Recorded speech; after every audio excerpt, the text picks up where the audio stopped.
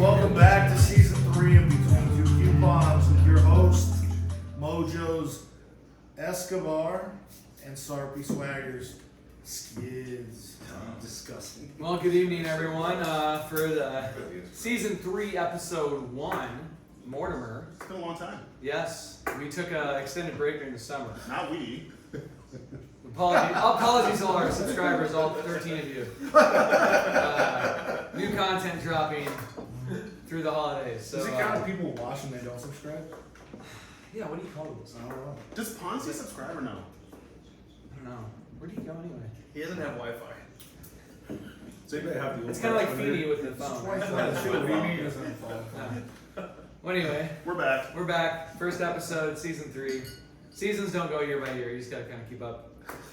So it doesn't make sense. That's the point. But yeah, we have the Mortimer crew. What is I don't even know. Mortimer?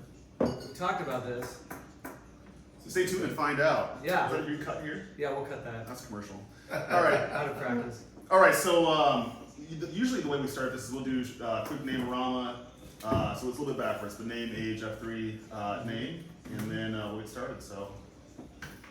Jesse Priest, 54, TC. TC, respect. Keith Sutton, what am I, 39 now? Overtime. Great start, 39. Ski is. Gross. T-Hum 37, 38, Escobar. Try to make yourself younger. I know. Hey, it's Michael Fluger. I'm 46. Jean-Claude. I'm Mark Woe with 38, Sparty. Sorry. Chad Anderson, 33. Ferdinand. Ferdinand. And Clay Schroeder, 43, Sven.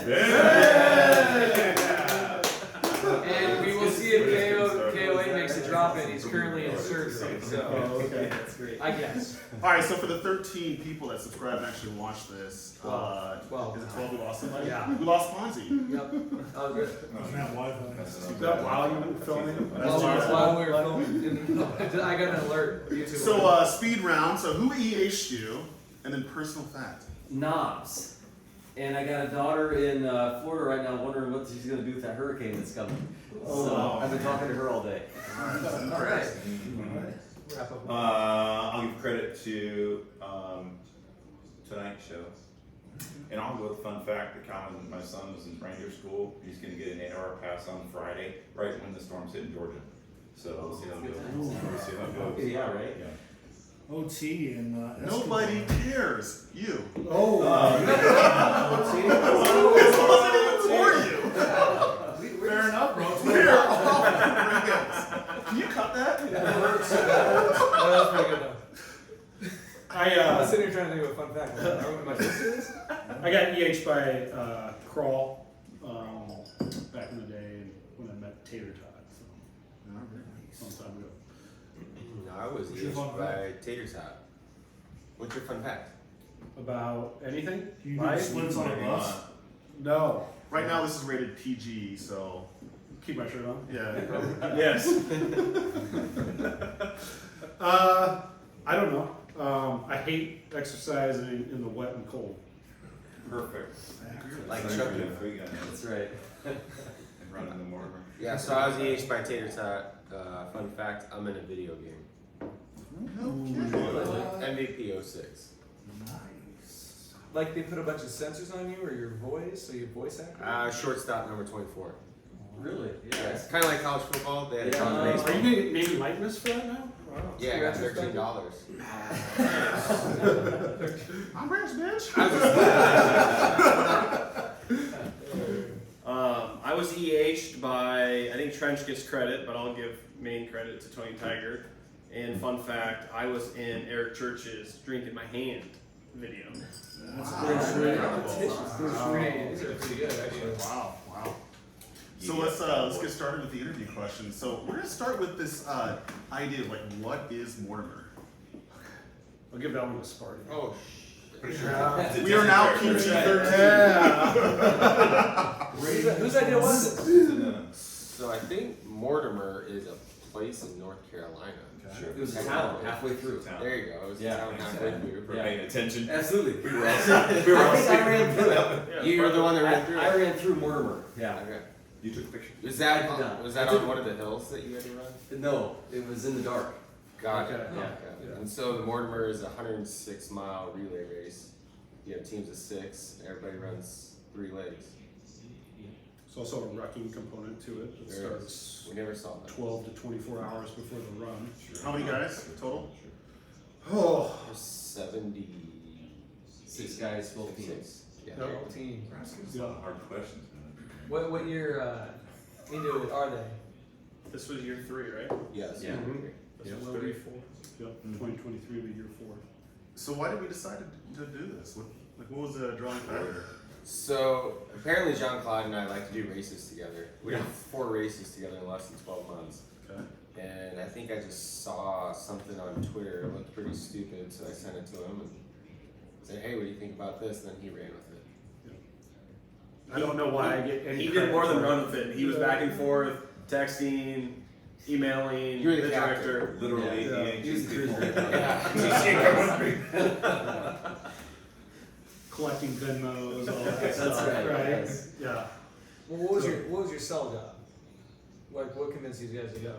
Other than So the summer prior, so that'd be last summer in 2021, there was a group of us that did a Spartan race. How many total? No, one from Omaha, there were 20 of us. Yeah, there were 20 total, all F3 guys, caravanned out there. And it was just such a great bonding experience for people that didn't spend a lot of time together necessarily in the gloom, just across the metro. At that time, F3 Omaha was expanding just a ton, and to go and have some shared experiences with folks you maybe don't see on a daily and weekly basis just was really special, and we enjoyed it. And I think after training for a couple races together, trying to replicate and share that feeling with others, and bring them along, because as we all realize, we're all a lot more alike than we are different when it comes to doing stupid stuff, whether it's traveling or adventure races or obstacle courses or working out in the wet and cold. And that was how the team was born.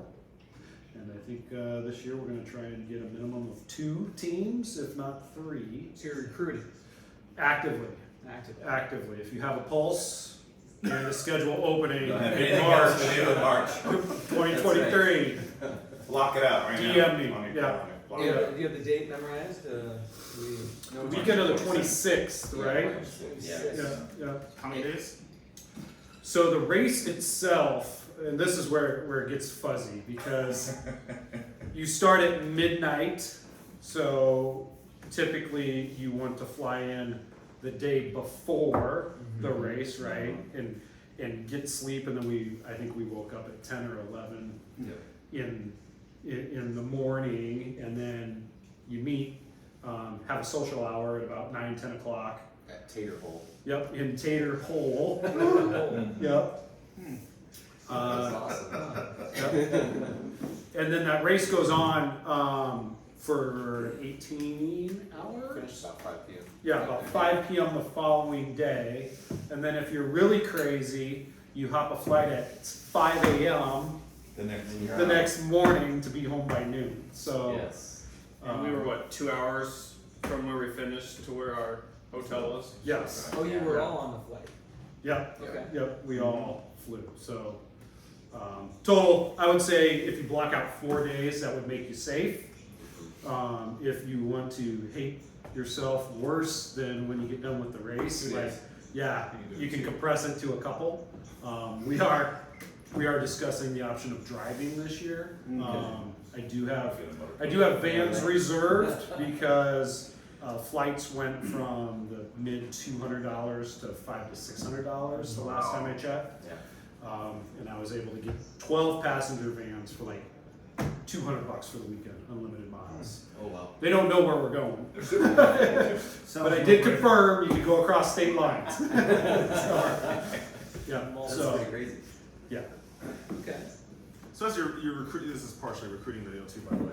So as you recruit for 2023, how does one prepare for Mortimer? You run. You run on the hills. Is that what you did? No. What did you do to prepare? I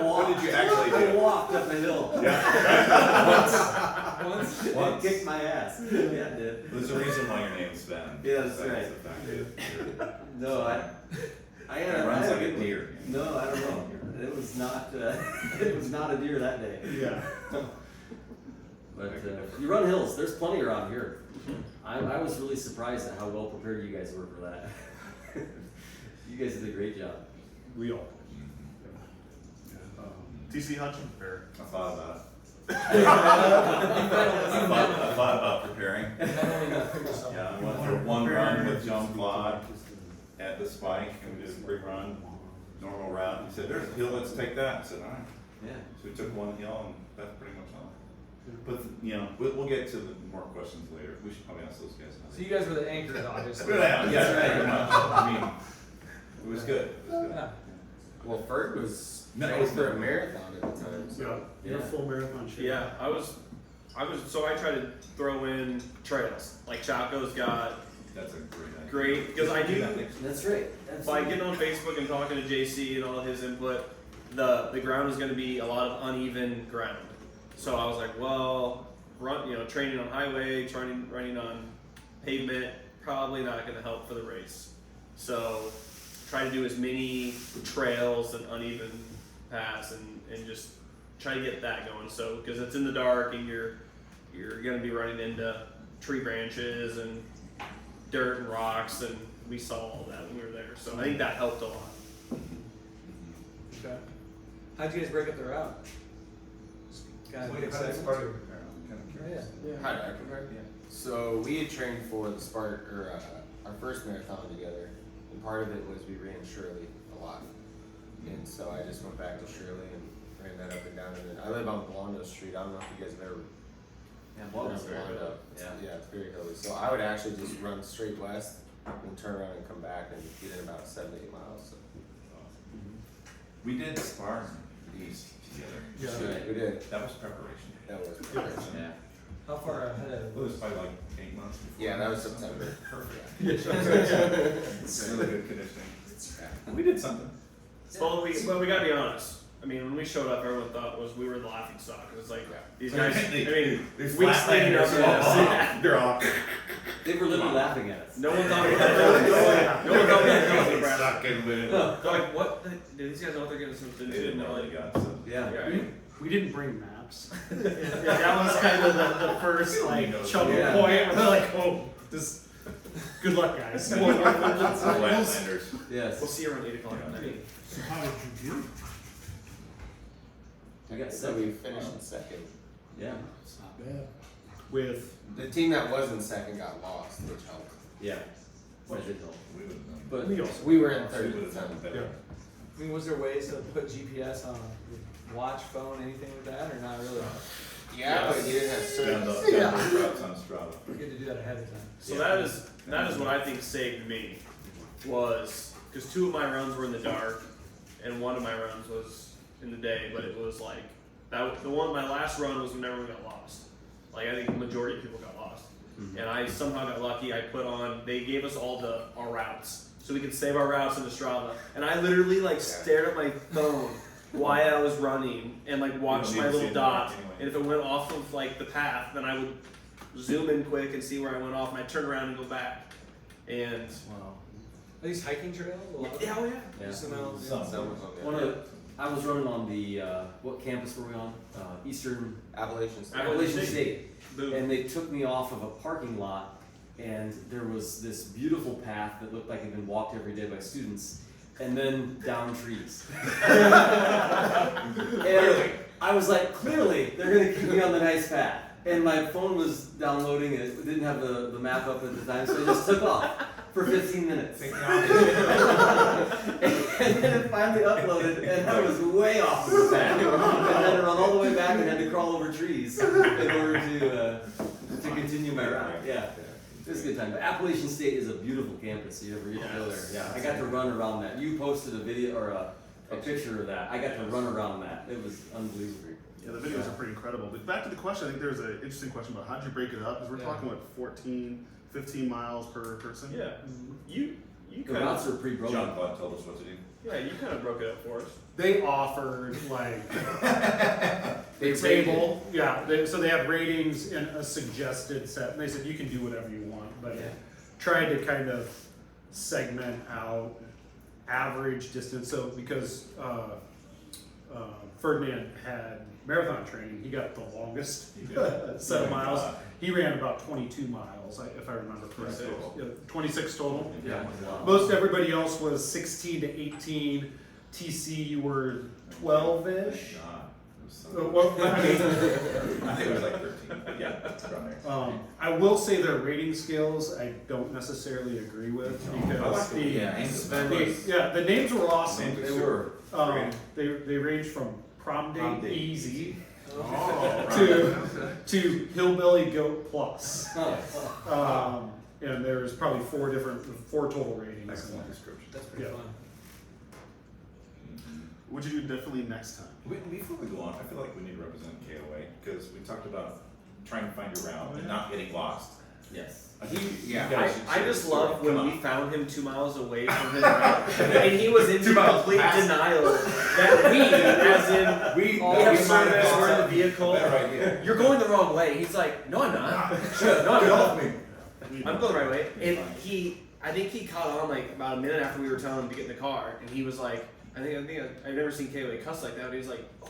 And then he started turning around like, dude, we need to get you back to at least like We drove him back. It was awesome. Well, if we get him here before we stop, he had to, quote pretty much. Surgeons might not always be right, but they're confident and sure. Yeah. That makes sense. And that's where he's at right now. So. This episode's not rated R, by the way. Got your tick marks for bombs. bombs. YouTube will screen this. So what will we do different? Yeah, what you differently? Or what do you feel like you should have took with you? I would have brought warmer clothes. Yes. It Yeah, was I think that's cold. probably, It was unexpectedly cold. And I pulled a hamstring during the run. It was awful. And it was walking up the hill where I got it. And then had to run my last leg on a bad leg, and that was awful. And I think it would have done better with warmer clothes, for sure. Yes. Did you guys rock tights and shorts kind of thing? Or you talking? Okay. Yeah, and I brought like sweats and stuff to wear in the car, and I was wearing the sweats while I ran. We did get snow on. So, yeah, you got snowed on, Or yeah. if you're sleeping in the front seat and then you get knocked on the door because it's your turn to run. That's right. And you're just being your phone. There you go. That's right out. Yes. Hey, we're up. I think I bring a body pillow. Yeah, Really right. fitted in my bag. Something to cuddle on in the car. There you It go. sounds like you're being Long a time in the you're car. gonna be in a band this time. So. Well, That's right. either way, it's not bad. One of the girls at Fleet Feet has done a Ragnar race, and she said a recommendation was to bring those 2-gallon Ziploc bags for after every leg you run, just rotate out clothes. That'd be smart. Because the unspoken pleasure of being in a car of guys that exercise constantly over the course of 18 hours. By about 10 a.m. that morning, It was pretty. it smells like hot dogs and salt. It was good. It was good in there. It was. A lot of moisture. I tell you what I would do differently next time. I would sleep the majority of the day leading up to the race starting. So my wife's aunt and uncle live in Charlotte and picked me up at like 8 or 9 o'clock that morning. Oh, that's late all day. And I spent the whole day like traveling Charlotte and going all over town. I came back just in enough time to like grab my clothes and get in the car to take off. So I didn't sleep literally like at all. And then you start at midnight.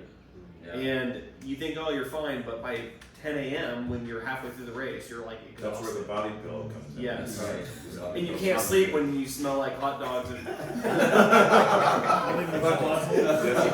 Right. so sleep. TV and manual. Yeah, right. So I think we heard anecdotally all the funny things that happen or unexpected things or weird things, but any of you want to go around and say maybe during your run or any of the other teams' runs, any notable experiences? I had a dog come up and lick me on the back of the leg. Better lick than a bite, man. That's true. Better lick than It a was a bite. big coonhound. He came right up behind me in the dark. You ran That free was for awesome. with He you for a did. while. He stayed with me for about a half mile. There- I gotta get my phone. Yeah, that's right. There were actually 3 legs where they recommended taking dog treats. Not the No one I was way. on. Yeah, not one he was on. One guy just threw a whole bag. Is that right? Get out of here. I definitely had. I'm gonna pass it over there. I have one for Yeah, sure. yeah. So my Yeah. first run was the 3rd leg, and it was actually pretty cool because they recorded a YouTube video of the run. So I watched it in preparation so I would know where to go. But it was during the day, so at night you can't see. At that time it was like 2 o'clock, Yeah. and you're going up this hill, and then all of a sudden you have to go around a gate, and then you're on gravel, just going up. And there was this guy. His name was Lil Sweet. Little sweet. Little sweet. Little sweet. Came to And greet he took off on like a 7-minute pace going up the hill, and I'm like, I'm not gonna try to keep up. And I saw as he got up towards the end, he turned right, and I'm like, I know I'm not supposed to go right, so I just kept going straight, think nothing of it. It's an out and back, so I went all the way up, started coming back. He actually caught me, so he went like a mile up a road, came back around, and got back on the right path. KOA calls me, and he's like, hey, there's a guy at the bottom of the hill with a shotgun and the sheriff's on his way. I was like, oh shit, I bet it was that guy that was in front of me. He actually went to somebody's driveway and went up to his house. Lit like a Christmas tree. Yeah, like a good safe runner would be. Right? Right. so we get down to the bottom of that gate, and the guy's just standing there with a shotgun. Horror movie. Okay. Yeah, Yeah. it was pretty So funny. maybe bullet And vest. he, Yeah, that's right. he could not understand what we lights were. on. You try to explain it? Yeah, several times. I think Deliverance Country is probably an accurate representation Yeah. of what the Lots of movie coonhounds. Squeal like a pig that day.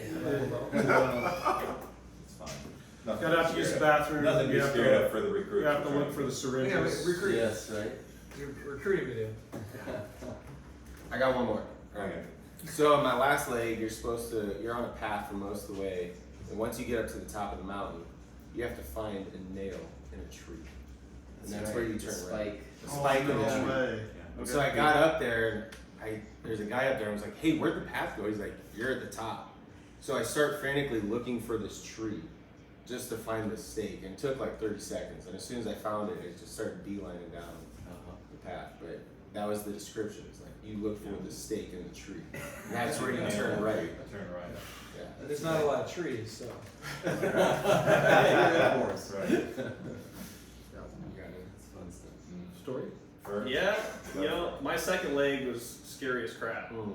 Like, I took off, so I went first at midnight, so like that helped because I had guys in front of me and behind me that I could see light, and I never got lost, or even concerned about getting lost because there was enough people heading out and behind me. And then the second leg, by that time, everyone is spread out. I think we were in third at that time, and first and second was way ahead of me, and everybody else was way behind me, so you're running in the pitch dark by yourself. And it was 13 miles, and I had to go like 6 miles down this highway that was like I never saw one car other than the cars that were hauling the guys running. And then you turn right down this gravel road, and that went for like I think 7 or 8 miles.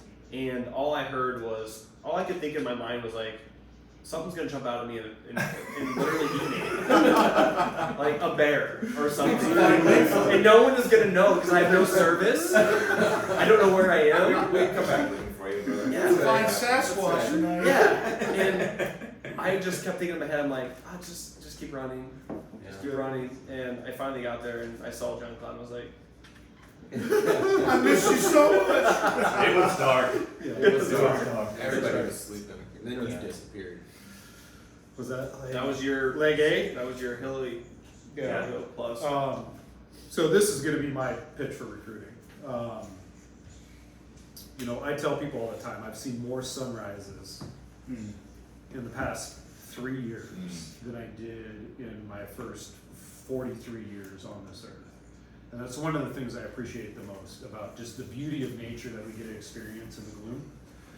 And having never really participated in an adventure race like this and taking a leg where it was 1,000 feet of incline in the first mile. So you ran up the side of a mountain, and to crest that mountain at dawn, at daybreak, and to look out over the mountain range with the mist, the morning dew, the multiple colors, the beauty of the Carolinas and the Appalachian Mountains is something I'm gonna have as a lifelong memory.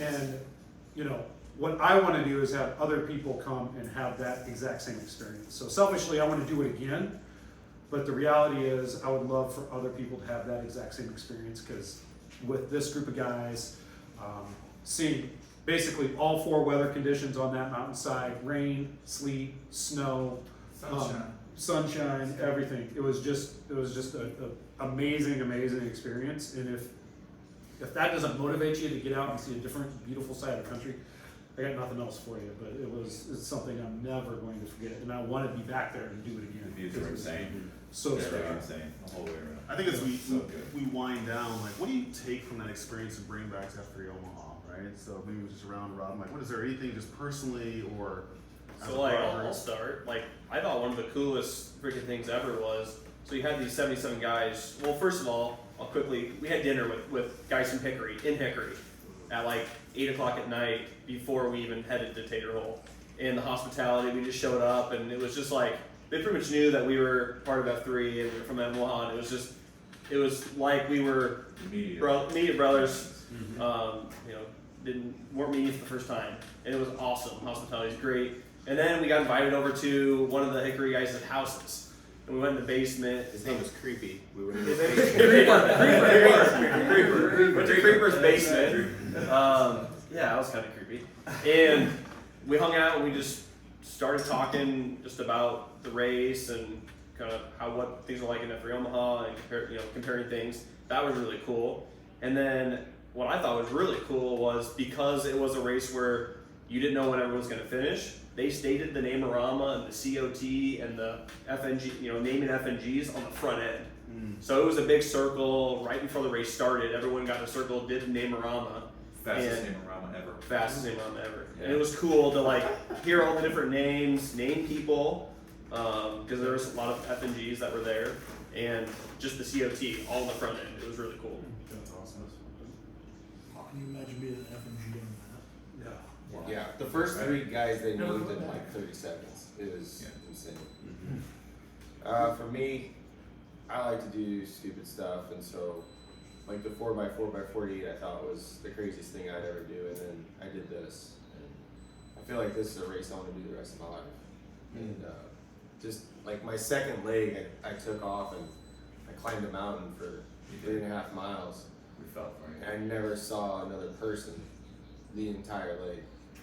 It was awesome. Like, I loved it. It was just time by myself, and I had the sun on my left and the mountain on my right.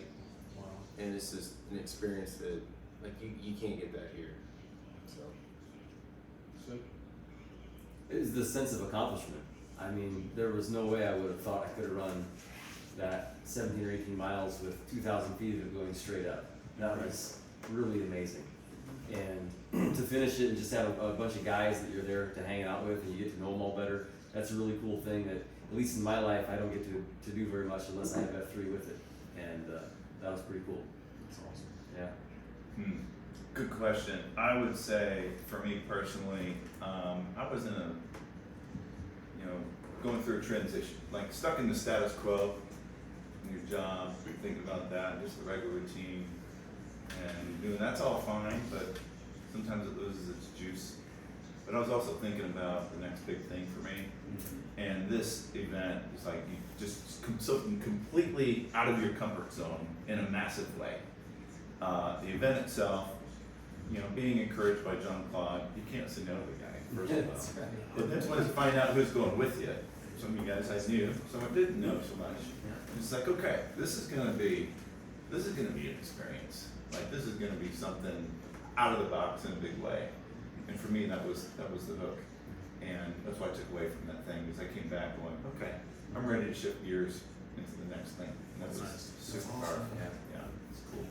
Speaking of what's next, how many teams, is there a goal, or are we just looking to see how many people kind of sign up by when? End of the year? What do you need for planning there? I have 3 vans reserved, so Yeah, we are nice. prepared to take 3 teams. Realistically, I think 2 will probably be the number. But I'd also like to have support staff. So like coach, we're trying to engage with P-Soup and other professionals for like nutrition, first aid, just keeping everybody on track. So if it's 6 per team, maybe 8 per van in the 12 passenger van, so it's not completely cramped. But then other people, like for me, if the teams are full, I'm gonna run in tandem with others just to get to experience some of the legs, but to let the others participate. So That's awesome. and we're gonna fucking win this race. We might do more than just think about it. This time, I might actually I run mean, more than one FBO field. it does have kind of a running reputation, right? It seems like when you visit other sites, and so We when we finished, the team that won was the team that put the race on, and they have run these legs all the time Yeah. for their workouts. So let's just say they were beyond impressed when we did the after party and talked about they thought after Omaha was going to last. I mean, they like, you don't have any hills, you guys don't know where you're going, you didn't show the maps, you weren't prepared, and we got second. So next year, I hope a lot more guys want to join in, and I think a big sell. Running by yourself, there were times when it was cool, especially when the sunrise was out there. But how cool would it be if you were running with 2 or 3 of your brothers from F3 Omaha, and you're supporting each other, helping each other, and pushing each other to get to the next leg. So That's awesome. Closing thoughts, guys? Just best of luck to you guys. Wish you guys go out there and push the envelope, and hopefully you bring some of that back, and we can keep the momentum going. Good to hear the stories, the experiences. That's wild. I think OT just hard committed to the next set. I don't know. Sounds like he's in. Support Just a little bit of running. driving the bus. Driving the bus. Well, that wraps up Mortimer. We'll try to get a little KOA segment in there since he's Kelly needs to run the promo. we'll get him in this That's a thing. good So. idea. But thanks for joining us. Hit like, subscribe, follow the Twitter channel. We need 13 again. We need to Bonzi's back in. Well, boy, I love it. Join us next time for the next episode of B2C. We'll be back. Thanks, folks. Hey. Nicely, guys. Yeah, yeah, yes, dude. please. If we get started. Did we pay this guy?